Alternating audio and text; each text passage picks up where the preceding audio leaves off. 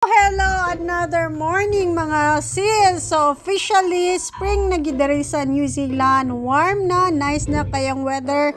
So for today's vlog, so mag-vlog ta karon kay natay time.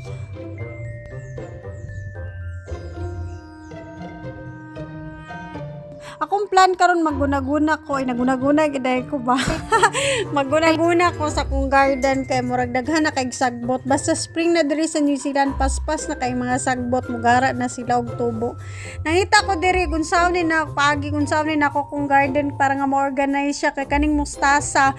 Grabe invaders kay siya. Wala din namo gipang tanom pero grabe daghan kay maski diha sa area nga dapat wala sila naa sila diha. Murag ikaw ba maski dili dapat ka na diha magpa-atong-atong gid ka. So kani si Emery nagpractice ni siya og scooter kay namang di sa ilang school. So gusto siya mag-try. So naka-decide mi nga moadto mi sa kapadak daw kay nag-feed si madam sa iyang mga calves. So gusto ni Emery mo tan-aw kung unsaon pag-feed ang mga calves. So kani nga mga calves is around mga 1 month naman siguro ni siya. For the next 2 months paninya padedehon kay aron makakaunan din sila og mga sagbot. So kani siya for replacement ni siya for the tanaw-tanaw ko diha kay para makabalo pod ko pero actually interview na ko niya si madam kung pila daw ni ka weeks niya ni padedehon. Yun siya 3 months gid daw kuno ni ay siya ipakaon sa mga sagbot replacement ni nila. So daghan ni sila mga replacement mga sis. So dito sa Tulunica area iyang mga replacement nga mga calves na siya 800 calves. Dere 800 cows. Ang calves niya ambot wala pa nako sila napunta na. So kung nakoy time mangutan ako interviewon ako para sa inyo. Okay? So kani nagtanaw-tanaw ni minibalik nami kay basi kani musungan siya sa mo kay daghan kay kung mga pangutana basi mingin siya nganong sige man ni siya pangutana interested kay siya pero interested gid ko makabalok. So kani mga calves expect niya silang hatagan na mo sila og milk. So gibalikan na pod gipadede na pod niya. Butong sa tawag na i-research na ninyo sa Google ba? Google. So, nagsunod-sunod rami ana mga sisbutan kay ni ang amon namo dire. Actually wala ko nag-work dire no. Sa akong bana ra nag-work din si Emery gusto niya mo tan-aw. So, welcome daw ko na may mag-tour sa ilang farm.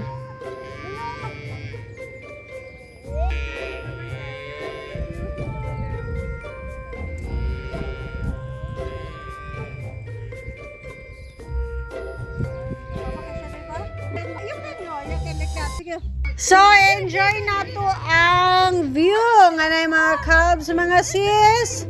Then si Emery medyo scared pa kayo siya. First time pa niya makadol sa mga calves. Bisag taga-box ta. Wapagyapo ni siya naanad. Pero over time, maanad rin ni siya mga sis. So,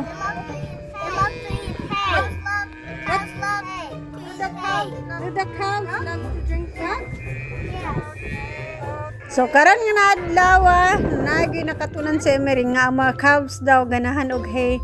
Sakto ba? Milk pa na ilang ginakuan karon di pa na sila gakaon ng mga sagbot mga madi. So gikuha lang ni namong kahoy kay padapli namo ibutang namo dito sa among area kay amo ning isugnod bitaw ay padapli namo ba kay basi matunok ang mga calves concerned citizen ba kay mi diri.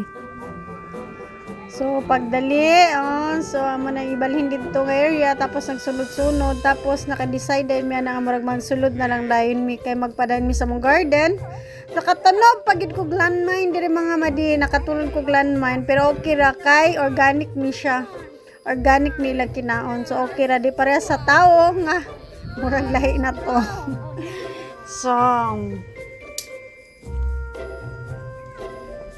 So nagtanaw gid sila kay abi nila hatagan na mo sila milk pero wala gid mi dalang milk. Bisan ang mama walay milk.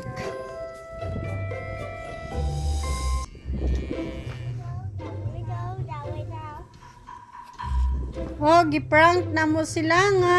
Kami ang lang mamaluy pud ang mga cute kay ni sila, healthy kay ni sila nga mga calves kay pinili gid kay ni sila. Only the best of the best. Charot.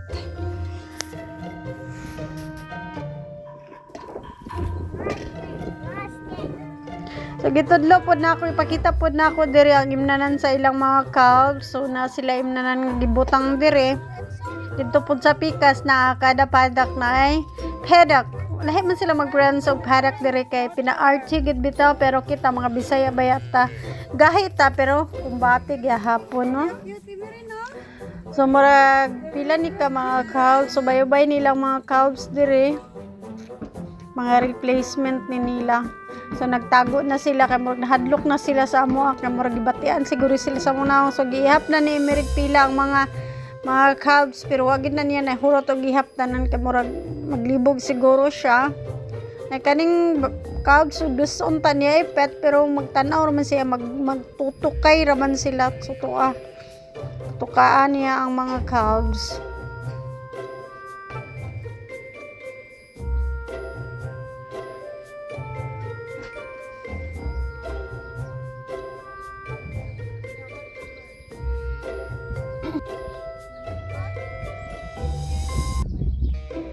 So, taas-taas gid atong panglantaw diri kay murag makahunahon na gid tang aning lugar bang ano kang naabot mi diri nga murag.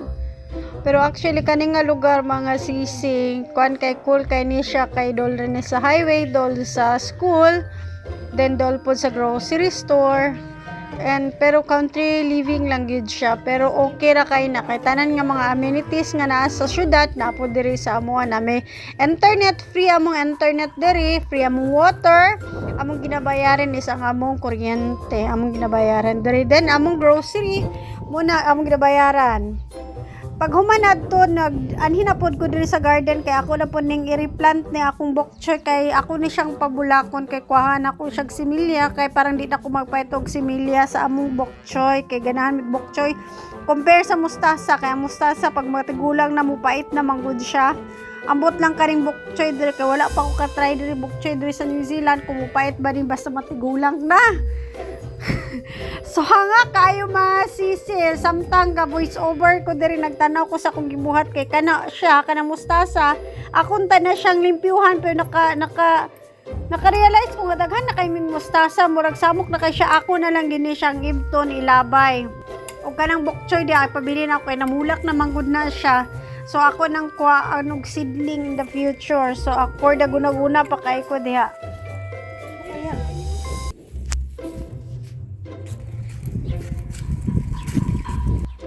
Kana? Sige guys, ako lang sa ning limpyuhan kay ako ning butanog ko kay para nga mahimo siya nga similya na ko sa bok choy then pero mustasa. Kaya ako na niguro din ng karon kay murag. No, dili man nice no. Gan kay yung mustasa sa pangkalo na lang gid ako siya sinabay. Kay parang mag-concentrate aning bok choy.